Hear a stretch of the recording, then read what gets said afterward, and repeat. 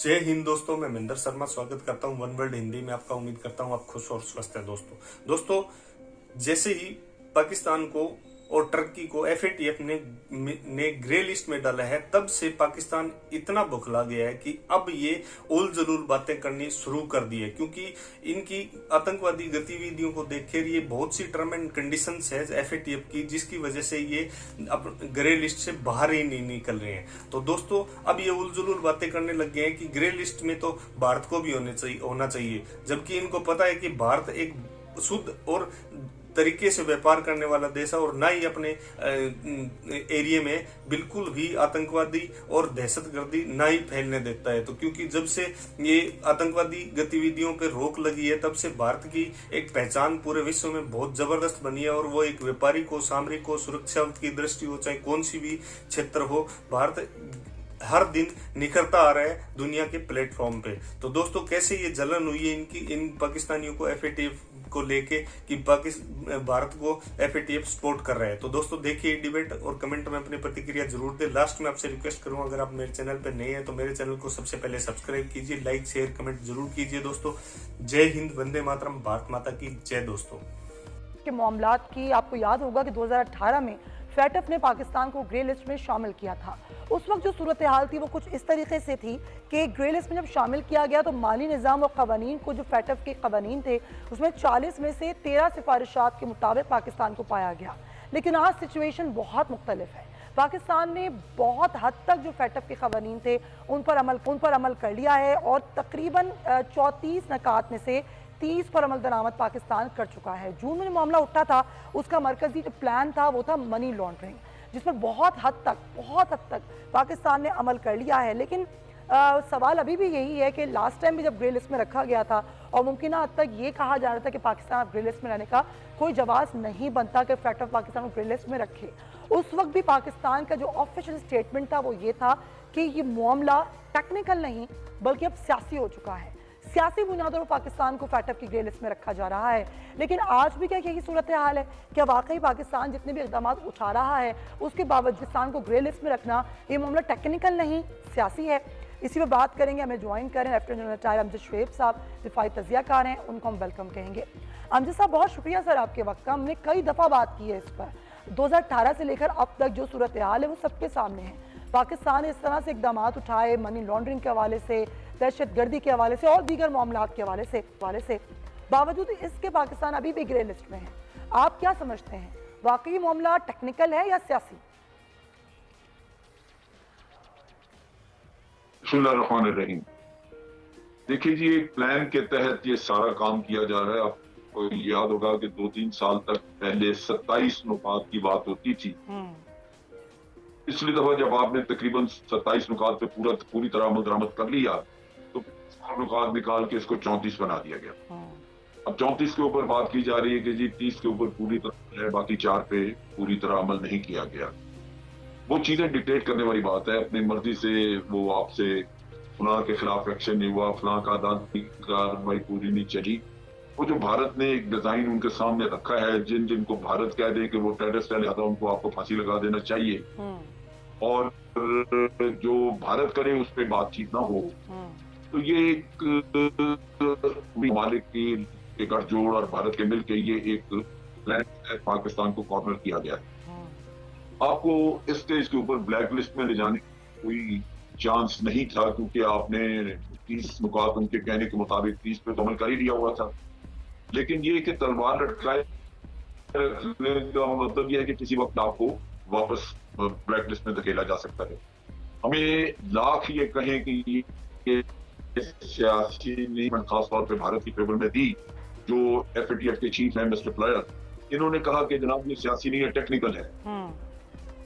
ये शख्स इतना झूठ बोल रहा है पब्लिकली। आप सोचिए कि जब भारत के वजीर खारजा ने कॉन्फ्रेंस में इतराफ किया, कहा कि हमने पाकिस्तान को ब्लैक लिस्ट में रखने का या ग्रे लिस्ट में रखने का इंतजाम किया और आज दिन तक हम उसको परसू कर रहे हैं, वो तो गलती से इंडियन अखबार में छप गई खबर। सही बात। उसके बाद ये शख्स इस तरह कहे, समझता हूं कि इनकी क्रेडिबिलिटी वैसे ही कम थी, अब तो बिल्कुल होनी नहीं चाहिए।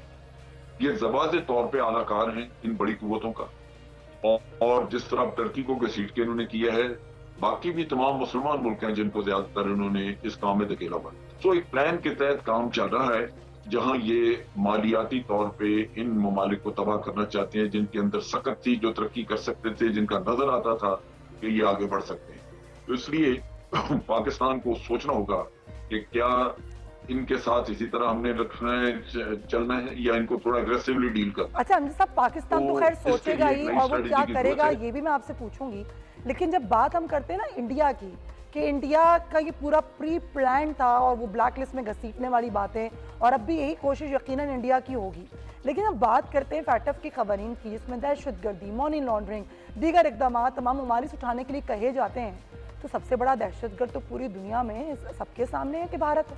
भारत जिस तरीके से बलूचिस्तान की सरजमीन को माजी में इस्तेमाल करता रहा, पाकिस्तान समेत दीगर ममालिक में दहशतगर्दी करता रहा, जिस तरीके से कश्मीर में दहशतगर्दी भारत करता है, जिस तरीके से भारत का ये नकाब उतर चुका है उसके चेहरे से, पूरी दुनिया के सामने आ चुका है, तो यहाँ फैटफ का बस क्यों नहीं चलता?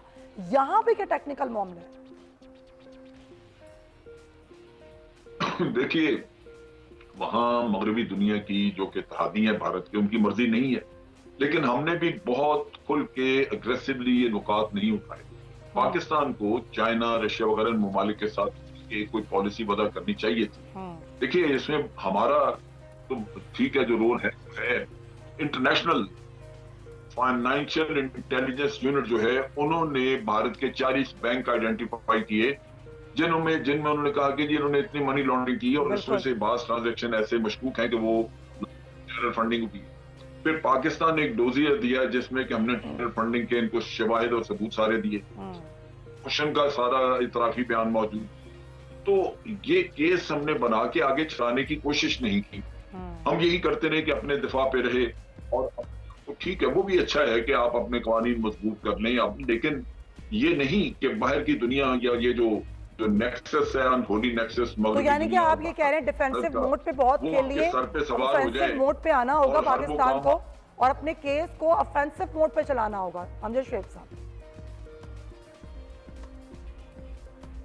जी, मैं समझा नहीं क्या कहा आपने। यानी कि डिफेंसिव मोड बहुत हो गया, हमने बहुत खेल लिया इस तरह, अब एक जारहाना खेल खेलना होगा, अपने केस को जरा आगे इस तरह चलाना होगा, यही कह रहे हैं आप? कि जब आपके पास शवाहिद मौजूद हैं, जब इंटरनेशनल फाइनेंशियल इंटेलिजेंस यूनिट के मौजूद हैं, तो क्यों ना एक केस लेके चले। फिर जो पाकिस्तान के झूठ बोले गए वो आपको पता है, यूरोपियन यूनियन ने जो निकाल के दिया सब कुछ मौजूद है। तो हमें एक अग्रेसिव स्टांस लेना चाहिए, लेकिन उसके लिए पहले सपोर्ट मस्टर कर लें। चाइना से बात हो जानी चाहिए, रशिया से, मुख्तलिफ ममालिक से जो खिते के हैं, ताकि उनको भी अंदाजा हो कि हमने क्या करना है, वो सपोर्ट मिल सके। अब टर्की भी है, उसको भी उन्होंने डाल दिया, तो टर्की को भी सपोर्ट उनको भी चाहिए।